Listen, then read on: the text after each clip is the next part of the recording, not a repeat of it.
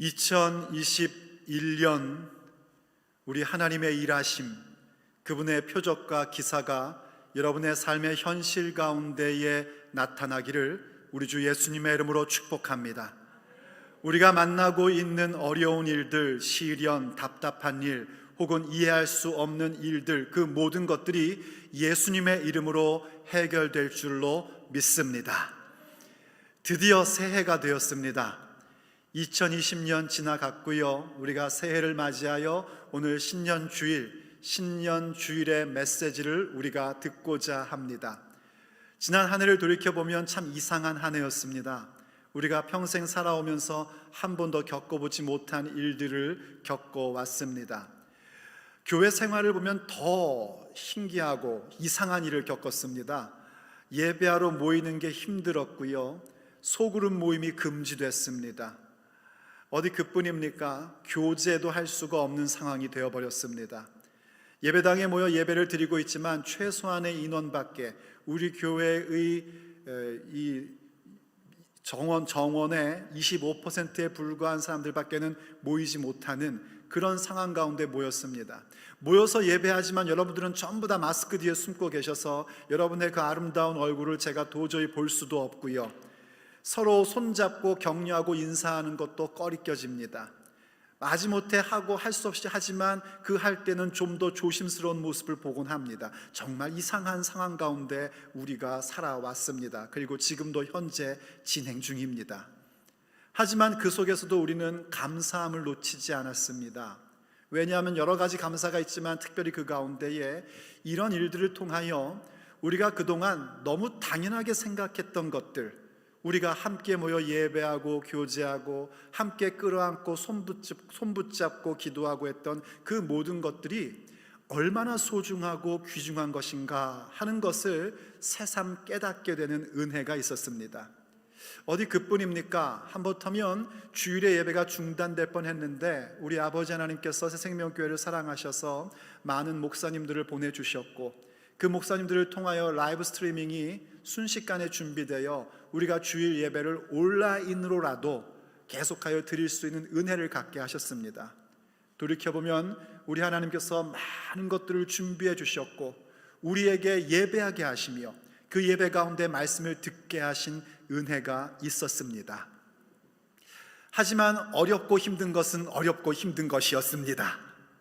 그러다 보니 성도들이 저에게 전화를 하거나 만나면 그런 이야기들을 자주 많이들 하셨습니다. 목사님, 하나님께서 목사님 보내주셨는데 자꾸 이렇게 어려운 일들이 있으니까 참 마음이 아프네요. 이런 말씀들을 참 많이들 저한테 해주셨습니다.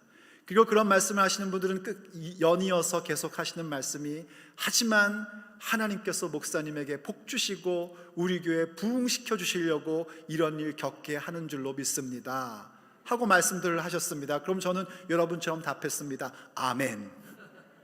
왜냐하면 사실이기 때문입니다.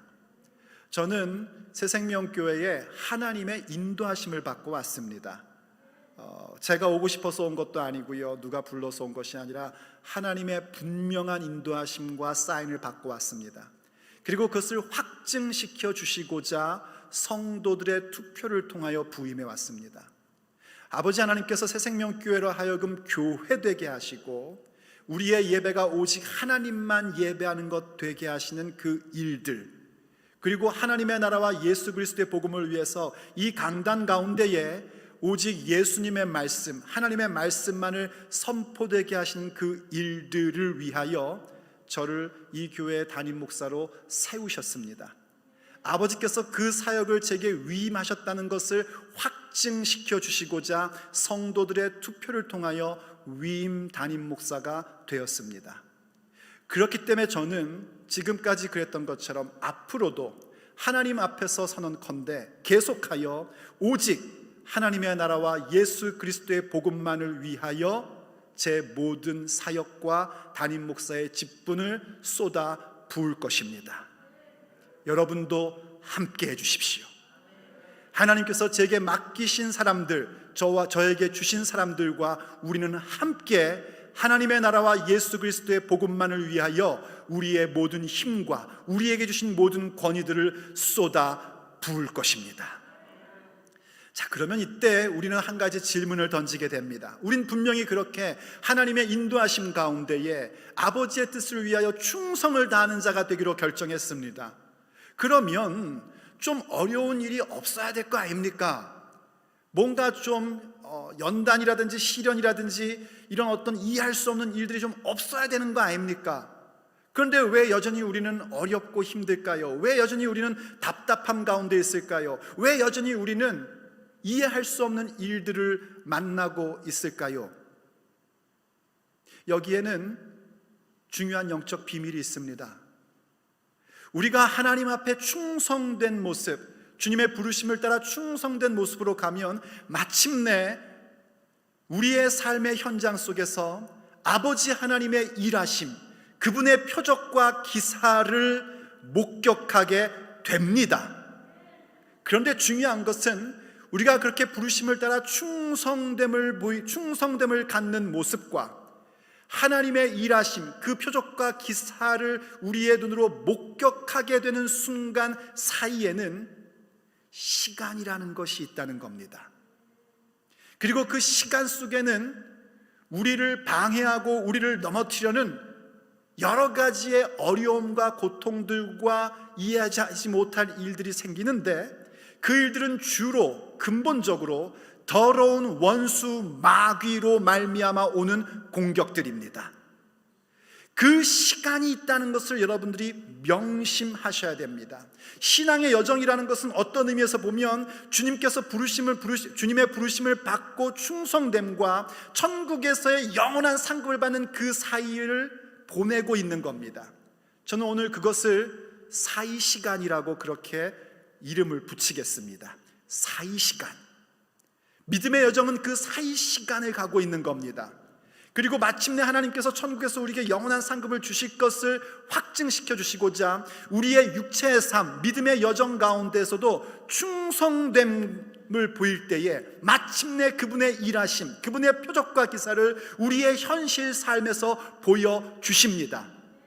그때 이 사이시간을 우리가 어떻게 보내느냐가 중요합니다.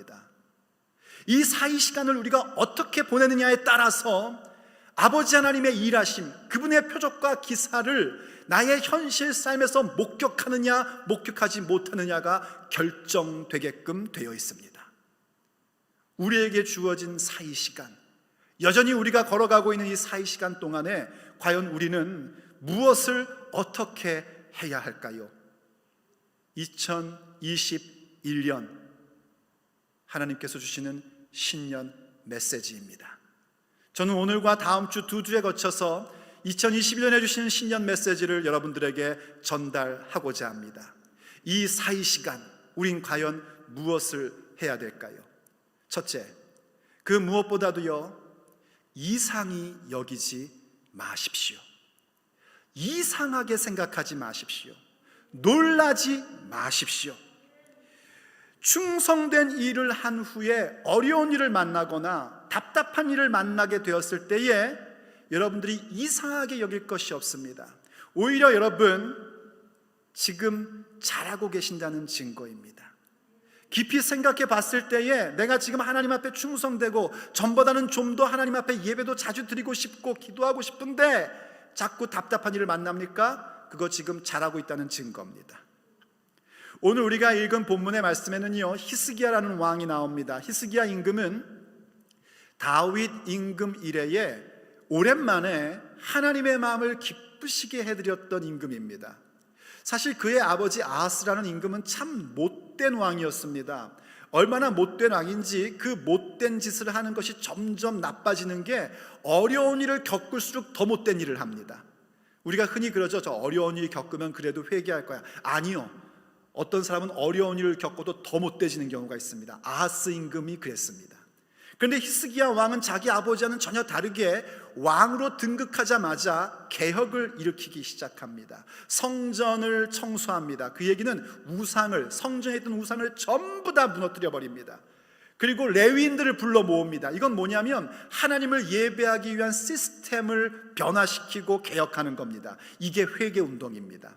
회개운동은 우리의 감성적으로 주 앞에 뉘우치는 것으로부터 출발하여 내 삶의 시스템 자체가 바뀌는 겁니다. 하나님을 예배하기 위한 나의 삶의 시스템이 바뀌는 것이 회개운동입니다. 그리고 더 나아가 유월절을 성대하게 치릅니다. 이 유월절을 성대하게 치른 것은 예배 회복 운동인데, 그 예배 가운데 가장 중요한 하나님께서 우리를 구원하시고 당신의 백성 만드심에 대하여 기억하고 기념하는 것입니다. 이렇게 예배 회복을 갖고요, 또 여러분들이 성경을 읽어보시면은 히스기야 임금이 백성들을 위해서 기도하자 백성들 가운데 치유와 회복의 사건이 나타납니다. 얼마나 놀라운 사건입니까? 히스기야를 통하여 하나님께서 유다 가운데에 영성과 공동체성의 회복과 부흥을 주신 겁니다. 히스기야는 자기에게 주어져 있는 왕권이라는 것을 가지고 자기의 모든 힘을 여기에 쏟아 부었습니다. 그러한 모습을요, 성경은 어떻게 평가하고 있냐면, 오늘 본문 바로 앞에 있는 역대하 31장 20절과 21절을 보면 이렇게 설명을 해줍니다. 히스기야가 온 유다에 이같이 행하되, 제가 지금까지 설명한 것처럼 그렇게 행하되, 그 하나님 여호와 보시기에 선과 정의와 진실함으로 행하였으니, 지금까지 제가 얘기했던 그러한 모든 개혁과 변화의 운동을 히스기야가 정치적인 마인드로 한 게 아니란 말입니다. 자기를 위해서 한 것이 아니라 하나님 앞에서 하나님 보시기에 선과 정의와 진실함으로 행했다는 것입니다. 그리고 21절, 무릇 그 행하는 모든 일, 곧 하나님의 전에 수종드는 일에나 율법에나 계명에나 그 하나님을 구하고 일심으로 행하여 형통하였더라. 그가 그 모든 일들을 할 때 하나님을 축구하는 마음으로, 하나님을 찾는 마음으로, 하나님을 더 알고 싶은 마음으로 그 모든 일을 했고, 그 모든 일을 할 때에 그가 마음을 다하여 자신의 모든 마음을 다해서 하나님 앞에 그 일들을 행했다는 것입니다.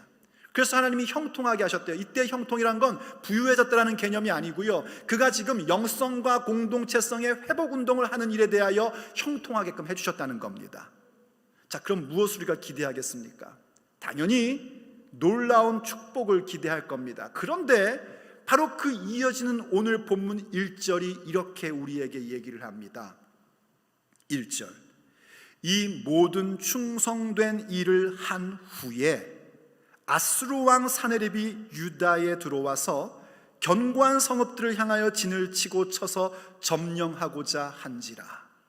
뭐라고 말씀하신지를 주의 깊게 보십시오. 범죄한 후가 아닙니다. 세상 따라가다가가 아닙니다. 이 모든 충성된 일을 한 후에 아수르 임금 사네드립이 북쪽 형제국가인 이스라엘을 완전히 멸망시켜버리고 남쪽에 있던 유다를 공격해 들어온 겁니다. 아니, 하나님 앞에 충성됐으면은 아수르 임금이 쳐들어오지를 말아야죠. 하나님 앞에 충성되고 열심히 모든 것을 다 했으면은 아수르 임금이 오다가도 확 미끄러져서 넘어지든지, 아니면 아예 유다는 쳐들어올 생각조차 못하든지 그래야 될 거 아닙니까? 그런데 어찌 이런 일이 생긴단 말이죠. 참 이상하게 생각할 수 있습니다. 하지만 여러분, 결론부터 얘기하면은요, 하나님께서는 히스기야 임금이 상상도 할 수 없는 일을 보여주고 싶으셔서 잠시 이 환난을 허락하신 겁니다. 우리가 다음 주에 좀 더 자세히 살펴보겠지만은요, 어떤 일이 벌어지냐면 하나님께서 하나님의 천사를 보내셔서 전쟁도 하지 않고 아수르를 물리치시고 히스기야에게 승리를 주십니다. 이건 놀라운 사건이었습니다. 이 놀라운 사건을 보게 하시고자 그가 충성된 후에 원수가 공격해오는 것을 잠시 허락하셔서 히스기야로 하여금 상상도 못하는 일을 보게 하시는 겁니다. 아버지 하나님께서는 그렇게 일하십니다. 우리가 하나님 앞에 기도하고 간구하는 내용들은요, 어떻게 보면은 이런 표현이 좀 어색하지만 유치찬란합니다. 왜냐하면 우리가 구하는 것은 다 우리 수준의 것들이기 때문입니다. 내가 갖고 있는 수준, 내가 보는 수준 정도로밖에 구하지를 못합니다. 그런데 아버지 하나님의 계획은 어떤가? 우리가 상상하는 것과는 비교할 수 없는 커다란 계획을 가지고 계십니다. 큰 그림을 갖고 계십니다. 그 큰 그림, 큰 계획을 받기에는 우리가 너무나 작은 그릇들이에요.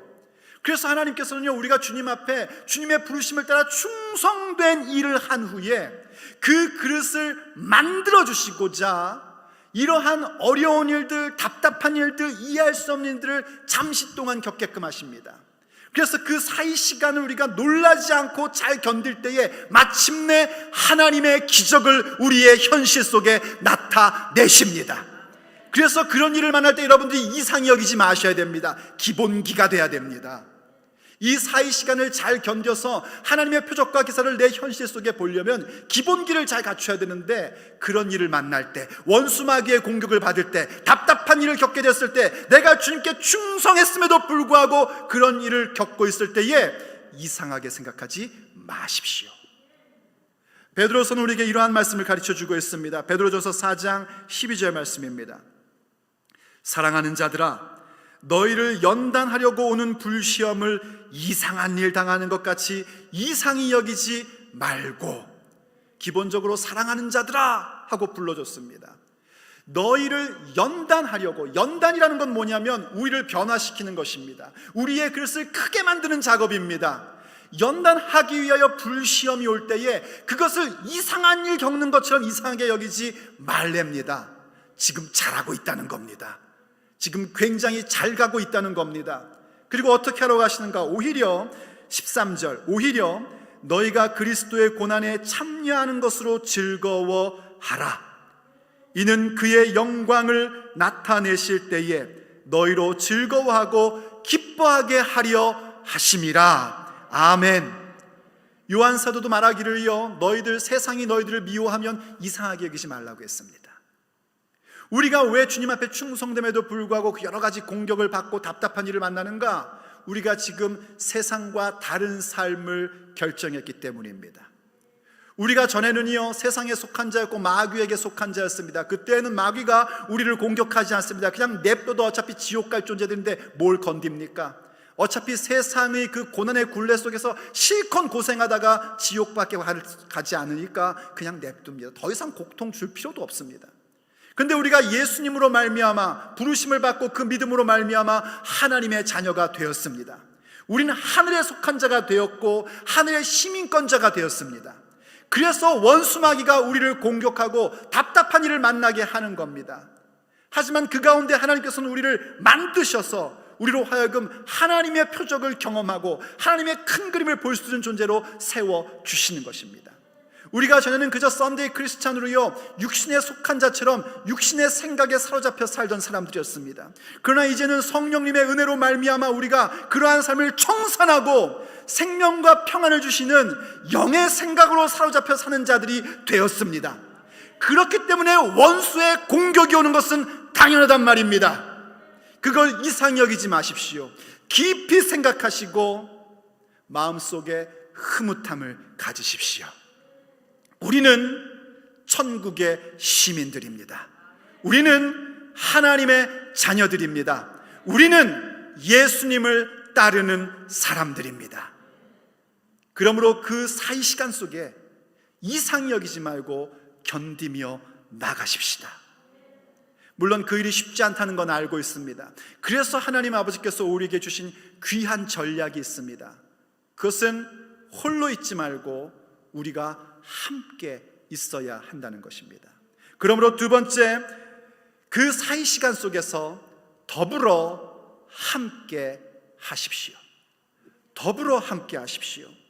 충성된 일을 행하고 우리가 현실 속에서 하나님의 일하심을 목격하기까지 그 사이 시간 속에서 우리가 만나고 있는 여러 가지의 답답함과 어려움과 견뎌야 할 상황들을 이상히 여기지 않으면서 또 하나 해야 될 것은 하나님께서 붙여주신 믿음의 동지들, 믿음의 동료들과 함께 더불어 일하셔야 된다는 겁니다. 더불어 함께 하십시오. 히스기야는 그 모습이 어떠한 것인지 우리에게 자세히 보여줍니다. 한번 본문 2절을 보십시오. 히스기야가 사네립이 예루살렘을 치러 온 것을 보고, 그가 왕이기 때문에, 말하자면 가장 하나님께서 세우신 리더이기 때문에 그 모든 상황을 누구보다 정확히 볼 수 있었습니다. 그 누구보다 자신들이 갖고 있는 힘이 무엇인지를 알고 있고요, 그 누구보다 이 아수르라는 나라가 얼마나 강력한지를 압니다.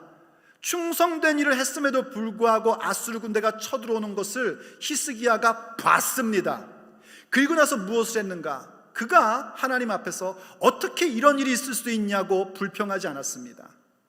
하나님 앞에 어떻게 이런 일이 있을 수 있느냐고 하나님 앞에 비난하지도 않았습니다. 그렇다고 해서 아수르 임금과 타협하지도 않았습니다. 더군다나 괜히 이 영성과 공동체성의 부흥운동을 했나 보다, 이럴 줄 알았으면 하지 말걸, 그러지도 않습니다. 그가 보여준 모습은 참 위대한 모습이었습니다. 본문 3절이 보여줍니다. 그가 그의 방백들과 용사들과 더불어 의논하고 성 밖의 모든 물 근원을 막고자 하매 그들이 돕더라. 히스기야가 그 모습을 보고 한 일이 뭐냐면 하나님이 자기에게 주신 사람들과 더불어 의논하였습니다. 히스기야는 왕입니다. 왕이기 때문에 자기가 무엇인지 마음껏 할 수 있는 권세를 가진 자입니다. 그럼에도 불구하고 히스기야는 하나님을 경외하는 자요, 하나님의 전략이 무엇인지를 아는 자이기 때문에 그는 자기에게 주신 사람들, 그의 신하들과 더불어 의논을 합니다. 의논한다는 것은요, 명령하는 것이 아닙니다. 의논한다는 것은 자기 고집 내세우는 것이 아닙니다. 그야말로 함께 의논하여 어떻게 할지를 서로 이야기하고 듣는 것입니다. 의논의 핵심은 듣는 겁니다. 들어보는 겁니다. 그래서 여러분, 왜 그런 얘기 있지 않습니까? Leader is listener.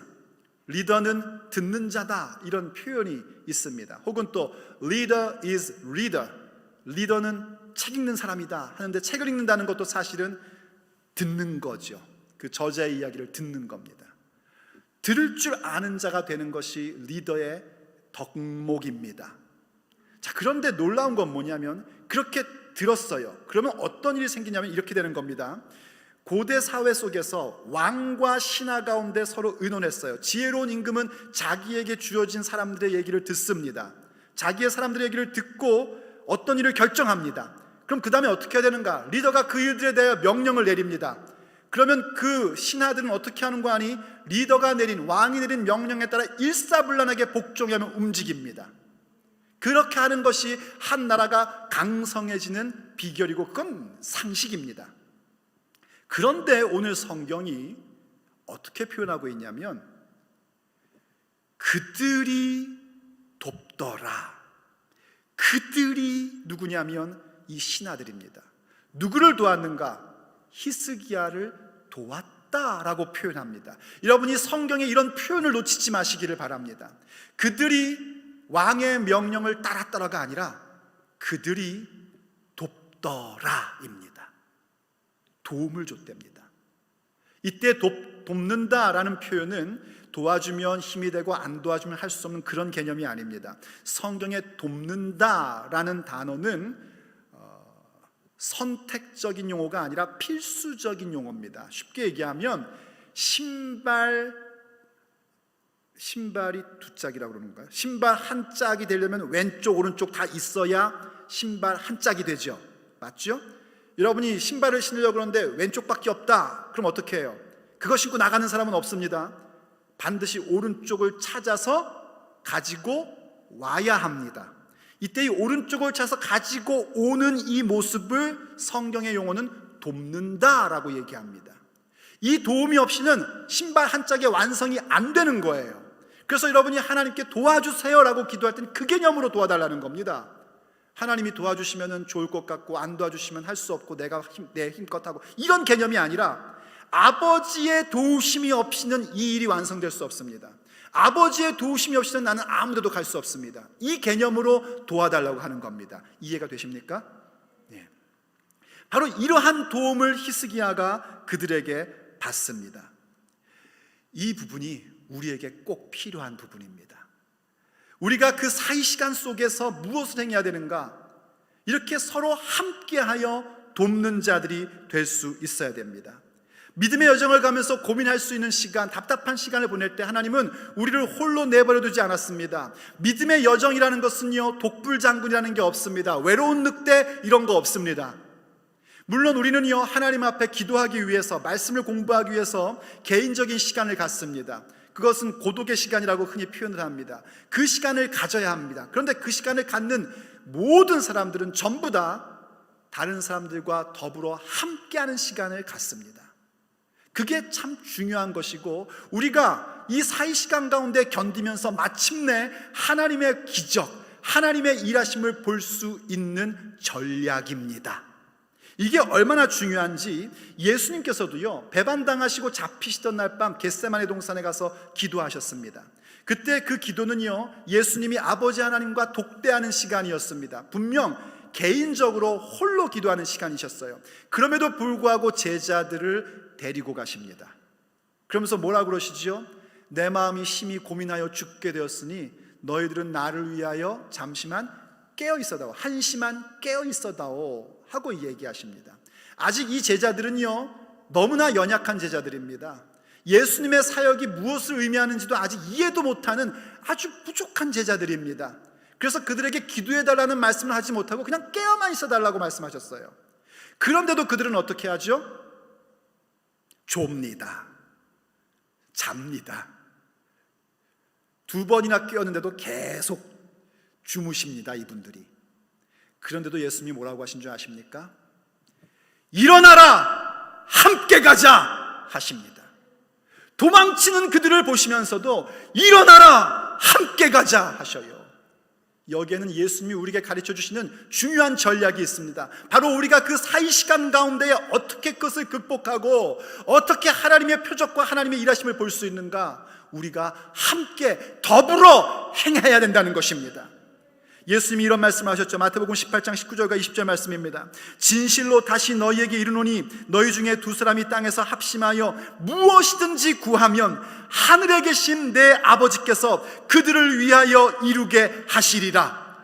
2-3사람이 내 이름으로 모인 곳에는 나도 그들 중에 있느니라. 믿어지시면 아멘 합시다.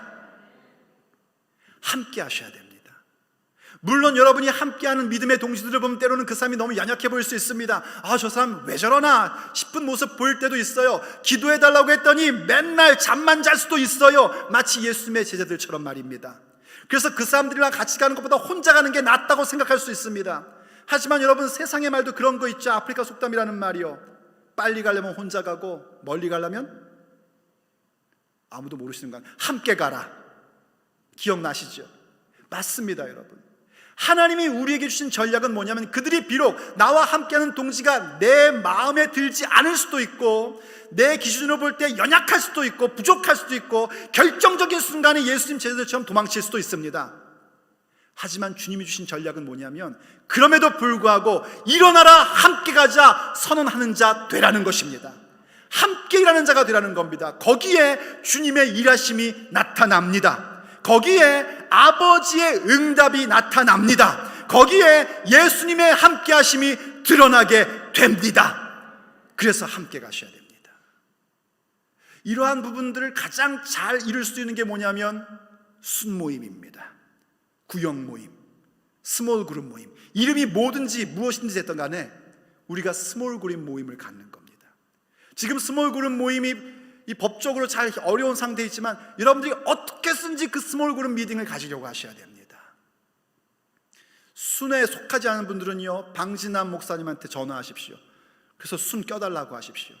여러분들 눈에 보기에 마음에 드는 순이 없습니까? 그러면 어쩌면 여러분들은 순 리더로, 순장으로 하나님이 부르시고 계신지도 모릅니다. 여러분이 순을 직접 만드십시오. 전도해서 순원을 키우십시오. 그리고 등록만 하십시오. 이런 순 만들었습니다 하고 방진남 목사님한테 알려만 주십시오. 그러면 여러분들에게 어떻게 순을 이끌어야 될지 가이드를 줄 겁니다. 그렇게 해서 여러분들이 순모임 가운데에서 어떻게 해서든지 더불어 행동하는 자리로 나아가셔야 됩니다. 그럴 때 우리는 이 사이 시간 속을 견디면서 마침내 하나님이 우리 가운데 현실 속에 베푸시는 그분의 기적과 그분의 놀라운 사건들을 우리가 함께 목격하게 될 것입니다. 물론 함께 모일 때 여러분, 그 모이는 이유는요, 사람 의지하려고 모이는 거 아닙니다. 절대로 그 사람을 의지하려고 모여서는 안 됩니다. 오히려 함께 모여 내게 맡겨진 일, 나의 할 일을 다 하려고 우리는 모이는 것입니다. 그러므로 세 번째, 우리는 그 사이 시간 속에서 무엇을 행해야 되는가? 힘을 내어 할 일을 하셔야 됩니다. 힘을 내어 여러분이 할 일을 하십시오. 더불어 함께 할 때 정신 차려야 될 부분이 이겁니다. 왜 우리가 소그룹 모임에서 소위 말하는 전문 용어로 시험 들었네, 나는 이 그룹을 떠나고 싶네, 이런 얘기를 왜 하는가? 그 소그룹에 모인 사람을 의지하려고 하기 때문입니다. 소그룹 모여놓은 거 그 사람 의지하라고 모여준 거 아닙니다. 서로 각자의 역할을 함으로써, 주의 깊게 잘 들으십시오, 서로 돕는 자 되라고 모아놓은 겁니다. 일방적으로 돕는 게 아닙니다. 좀 전에도 봤지만 히스기야와 신하들의 모습을 보십시오. 히스기야는 왕이고 신하들인데 누가 누구를 도왔대요? 그들이 히스기야를 돕더라입니다. 이 모습을 여러분들이 갖고 각자 맡겨진 역할을 다해야 됩니다. 어떤 식으로 흘러가는지 보십시오. 오늘 본문 4절로 가보기 바랍니다. 이에 백성이 많이 모여 모든 물 근원과 땅으로 흘러가는 시내를 막고 이르되 어찌 아수르 왕들이 와서 많은 물을 얻게 하리요. 여러분, 그림을 보면 이런 거예요. 제일 먼저 왕인 히스기야가 아수르 군대의 공격을 보고 불평하거나 원망하지 않고 사람들과 함께 의논합니다. 그러자 자기에게 주신 사람들과 의논하자 자기에게 주신 사람들이 함께 도움을 줍니다. 이 모습은 백성들에게 영향력으로 간 겁니다. 모든 백성들이 모여서 공사를 했단 말이에요. 일을 했단 말입니다. 그런데 이렇게 일하면서 그들에게 놀라운 건 뭐냐면, 자기들이 지금 하고 있는 일이 무엇을 위한 것인지를 명확하게 알고 있습니다. 백성들이 나와서 어떤 일을 시킬 때 하는 것은 어떤 의미에서 노역입니다. 어떤 의미의 텍스를 내는 것과 같은 일이란 말이에요. 근데 그들은 그것을 노역으로 혹은 노예 취급받듯이 혹은 텍스 내듯이 그렇게 행한 것이 아니라 자기들이 지금 하고 있는 일이 무엇을 위한 목적인지를 명확히 알고 있었다는 겁니다. 어떻게 이런 일이 있었을까요? 그것은 바로 히스기야와 그에게 맡기신 리더십들이 한마음 한뜻이 되어 서로 돕는 그 영향력으로 인하여 모든 백성들이 한마음 한뜻이 되고 모든 백성들이 각각에게 맡겨진 일들에 충성을 다하는 모습으로 나타난 겁니다. 그들이 말하는 걸 보십시오. 어찌 아수르 임금들에게, 아수르 왕들에게, 아수르의 신하들에게 이 물을 주겠느냐? 그건 못 준다 하면서 이 물의 근원을 막아버리는 그 작업을 합니다. 그랬더니 그 모습이 다시 히스기야로 하여금 힘을 내게끔 만들어줍니다. 한번 5절을 보시기 바랍니다.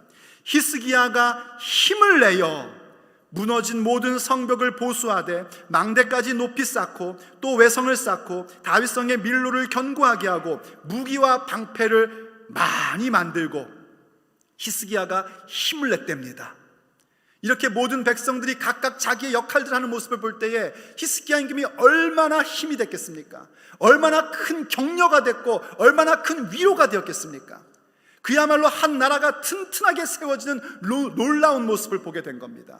그래서 그가 힘을 내어서 성벽을 보수하고 망대를 높이 쌓고 밀로라는 건 말하자면 방어벽 같은 거예요. 그런 걸 만들고 무기와 방패도 많이 만들었대요. 히스기야 임금이 혼자 다 만들었죠? 아니죠. 성을 쌓는 자들은 성을 쌓고 밀로를 만드는 자는 밀로를 만들고 탑을 세우는 자는 탑을 세우고 창을 만드는 자는 창을 만들고 방패를 만드는 자들은 방패를 만들었습니다. 히스기야는 왕으로서 그들이 해야 할 일이 무엇인지를 이야기해 줬고 그리고 그 방향을 가르쳐 준 것이죠. 그리고 모든 백성들은 각각 자기의 위치에서 자기의 역할에 최선의 모습을 다한 겁니다. 이것이 바로 서로를 격려하는 것입니다.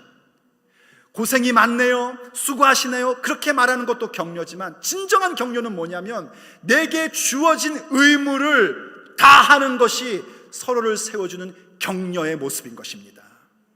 성경이 우리에게 이렇게 명령합니다.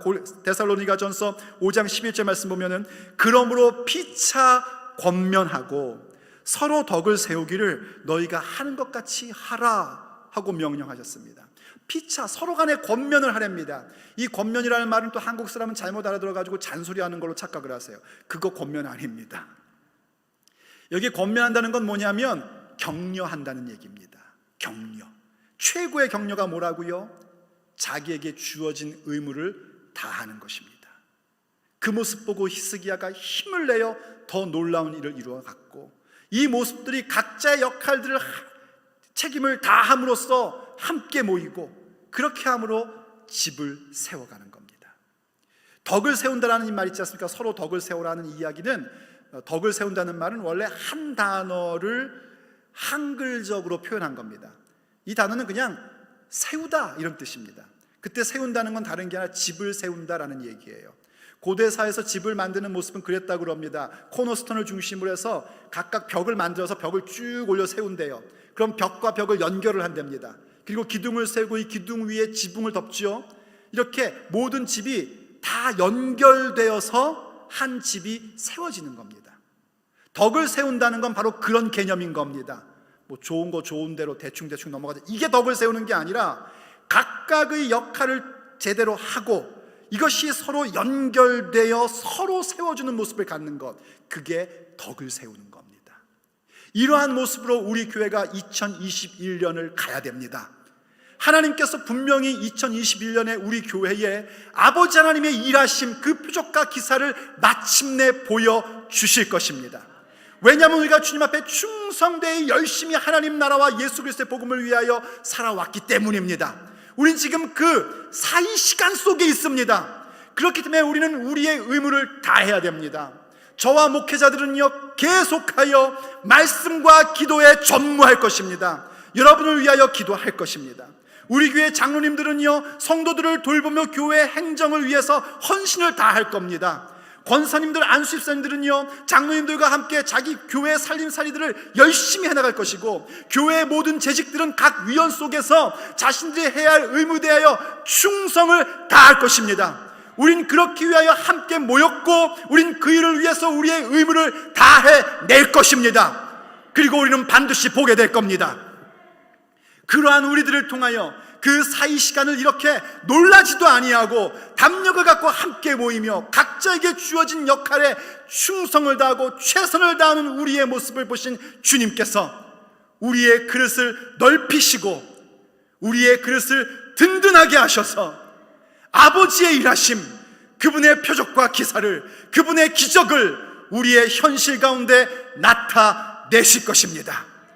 2021년은 우리가 함께 아버지의 일하심을 보게 될 것입니다.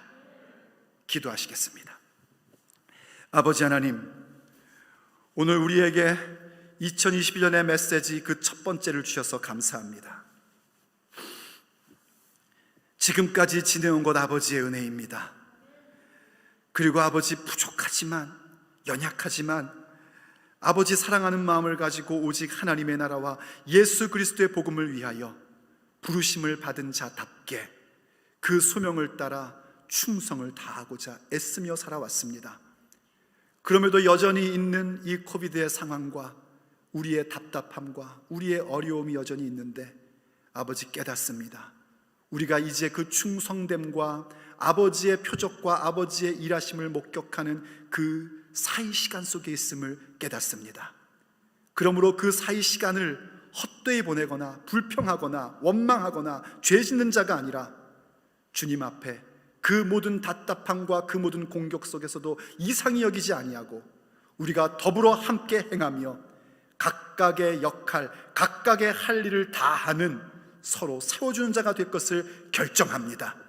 그러므로 아버지, 우리에게 보여주시옵소서. 아버지의 일하심을 보여주시옵소서. 원수를 무너뜨리시고 대적의 성문을 취하는 우리가 되게 하여 주시옵소서.